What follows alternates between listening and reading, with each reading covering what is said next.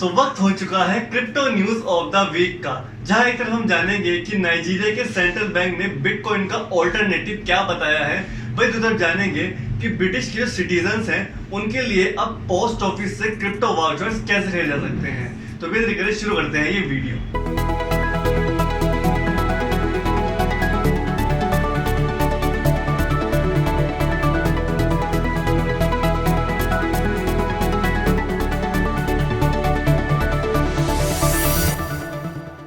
Hey guys, मेरा नाम है श्रेष्ठ सैनी और आप देख रहे हैं टोटल क्रिप्टो और ये वीडियो है crypto news of the week, यानी कि क्रिप्टो करेंसीज के बारे में पूरे हफ्ते की सबसे लेटेस्ट न्यूज। लेकिन वीडियो शुरू करने से पहले आपको पता है ना क्या करना है। अगर आप हमारी सारी वीडियोस देखते हैं और आपको हमारी वीडियो पसंद भी आती है तो आप हमारा चैनल सब्सक्राइब कर सकते हैं, और अगर आप हमारे चैनल पर नए हैं और आपको हमारी वीडियो अच्छी लगती है तो आप भी इसको सब्सक्राइब करना ना भूलें। तो इसको सब्सक्राइब कर आप नोटिफिकेशन का आइकन दबाना भी मत भूलिएगा, इसके साथ साथ आपके पास सारे नोटिफिकेशन सबसे पहले आ जाए। तो स्टार्ट करते हैं हमारी क्रिप्टो न्यूज नंबर 1 से, जो कि है एल सल्वाडोर से। जी हाँ, एल सल्वाडोर का जो बिगेस्ट बैंक है उसने क्रिप्टो करेंसीज में अब पेमेंट लेना चालू कर दिया है। जी हाँ, वहाँ की जो बैंक के कस्टमर्स हैं वो अपने सारे इन्वेस्टमेंट या अपनी सारी पेमेंट क्रिप्टो करेंसी यानी कि बिटकॉइन के अंदर कर सकते हैं, जैसे कि लोन वगैरह। इसी के साथ साथ वहाँ की जो रेजिडेंट्स हैं वो अपनी पेमेंट्स भी एक्सेप्ट कर सकते हैं वॉम्पे के अंदर,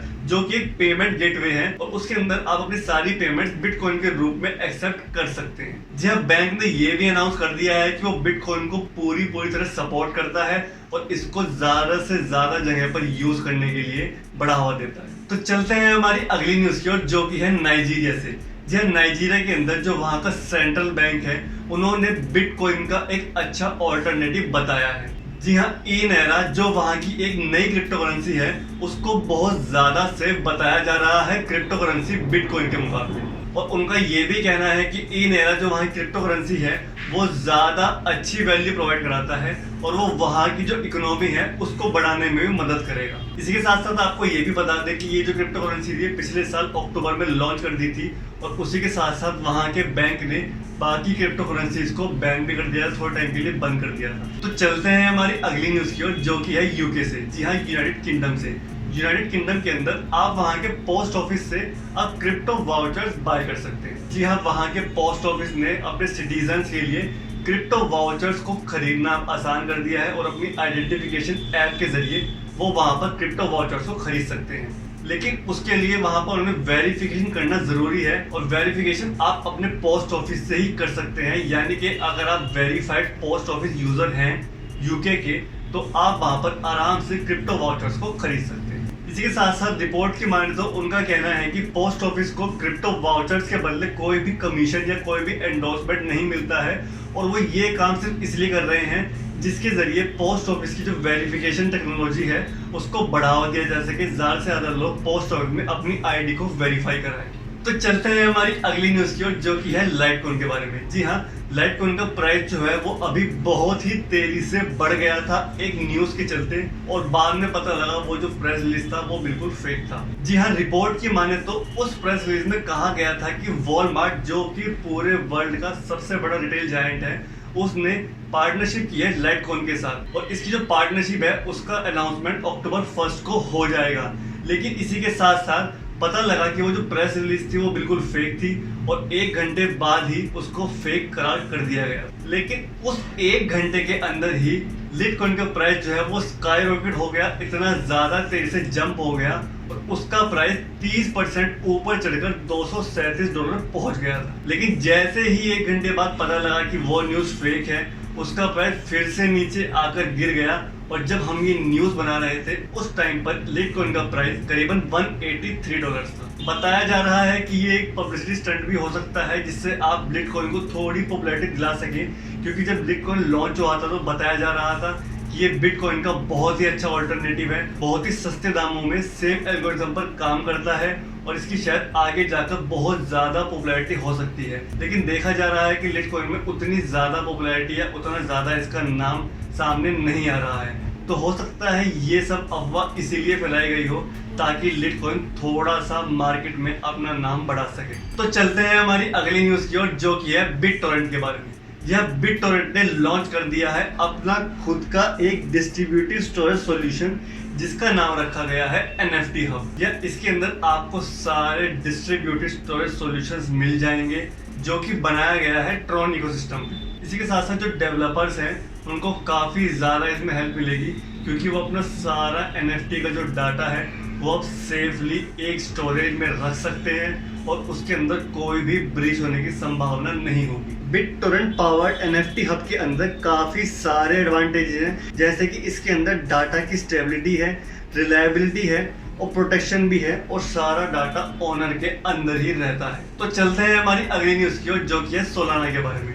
सोलाना नेटवर्क करीबन 20 घंटे ऑफलाइन रहा था, बंद रहा था, डार्क के अंदर रहा था और उसके बाद अब वो ऑनलाइन आ चुका है, एक्टिव हो चुका है। यह सोलाना की हिस्ट्री में ये सबसे बड़ा टाइम है जिस टाइम तक सोलाना बंद रहा है, पूरा ब्लैकआउट रहा है, अंडरग्राउंड हो गया था क्योंकि इसके अंदर कुछ बग्स के फिक्सेस चल रहे थे और उनके चलते काफ़ी टाइम तक इसको बंद रखना पड़ा था। जब ये ऑनलाइन आया तो काफ़ी लोगों को चैन की सांस मिली क्योंकि 20 घंटे का टाइम एक इतने अच्छे नेटवर्क के लिए बहुत ज़्यादा बड़ा होता है।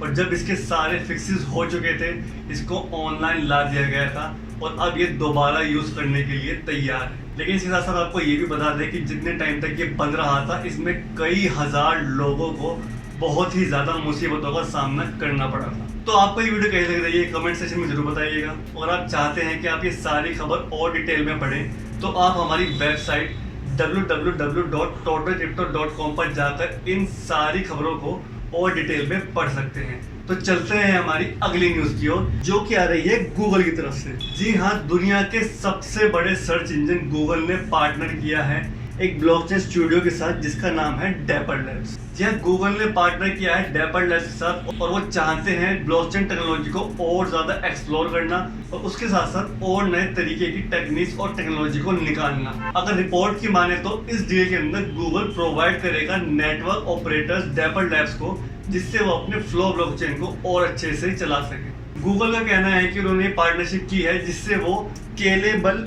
और सिक्योर इंफ्रास्ट्रक्चर बना सके। इसी के साथ साथ डेपर लैब्स को एक और एडवांटेज मिल गया है कि वो अब गूगल क्लाउड्स को यूज कर सकते हैं उसके कॉम्पिटिटर Amazon वेब सर्विस के अलावा। तो चलते हैं हमारी अगली न्यूज की ओर जो कि है Gate.io की तरफ से। यहाँ Gate.io ने लॉन्च कर दिया है 100 मिलियन का फंड जिससे वो अपने आने वाले प्रोजेक्ट्स को फंड करेगा।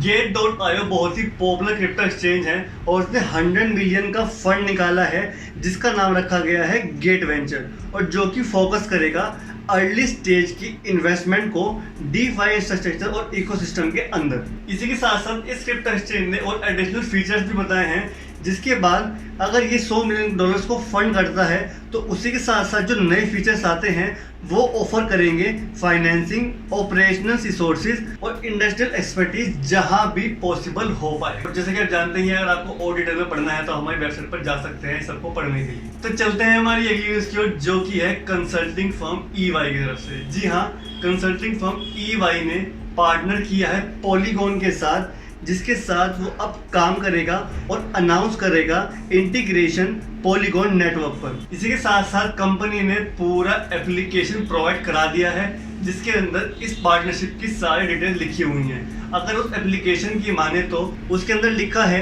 कि जो ये बिजनेस सेटलमेंट हुआ है इसके अंदर हम प्रोवाइड कराएंगे बिजनेस कस्टमर्स को सारे सेटलमेंट्स के सॉल्यूशन और वे प्रोवाइड कराएंगे सारे ऑप्शंस जिसके साथ साथ आप अपने ट्रांजैक्शंस को पब्लिक इथेरियम नेटवर्क पर मूव कर सकते हैं। इसी के साथ साथ उन्होंने कहा है कि इस पार्टनरशिप के साथ हम दोनों फर्म ज़्यादा स्केल पर काम कर पाएंगे और ज़्यादा बड़े लेवल पर अपनी टेक्नोलॉजी को बढ़ा पाएंगे। तो चलते हैं हमारी आज की आखिरी न्यूज़ की ओर जो कि है कोइनबेस के बारे में।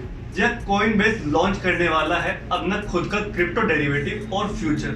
जी हाँ, इस US बेस्ड क्रिप्टो एक्सचेंज ने अप्लाई किया है डेरिवेटिव्स और फ्यूचर्स के ऑफर्स को अपने प्लेटफॉर्म पर डालने के लिए। जी हाँ, अगर इस एप्लीकेशन की माने जिसके अंदर इन्होंने ये एप्लीकेशन फाइल की है उसके अंदर ये जो कंपनी है इसका नाम रखा गया है कोइनबेस फाइनेंशियल मार्केट इनकॉर्पोरेशन। इसी के साथ साथ उन्होंने अपनी बात में ऐड किया है कि वो इसके साथ अपने फ्यूचर ग्रोथ क्रिप्टो इकोनॉमी के अंदर करने वाले हैं। क्रिप्टो डेरिवेटिव सबसे ज्यादा तेजी से बढ़ने वाले फाइनेंशियल इंस्ट्रूमेंट्स में से एक है क्रिप्टो इंडस्ट्री के अंदर। कई मेजर क्रिप्टो एक्सचेंजेस ये क्रिप्टो डेरिवेटिव्स ऑफर करते हैं। इसी के साथ साथ कॉइनबेस ने ये भी अनाउंस किया है कि उन्होंने स्क्यू को भी एक्वायर कर लिया है। स्क्यू जो कि एक क्रिप्टो डाटा एनालिटिक्स फर्म है जिसकी स्पेशलाइजेशन है डेरिवेटिव और फ्यूचर मार्केट्स की। और कई लोगों का कहना है कि ये क्रिप्टो एक्सचेंज बहुत ही जल्द इन लॉन्चेस को सामने लाएगा और सबके लिए ऑफर रखेगा। तो ये थे हमारे crypto news of the week, जो थी पूरे हफ्ते की सबसे लेटेस्ट न्यूज। आपको ये वीडियो कैसी लगी कमेंट सेक्शन में जरूर बताइएगा। मिलता है आपसे बहुत जल्द अगली वीडियो में, तब तक के लिए बाय बाय।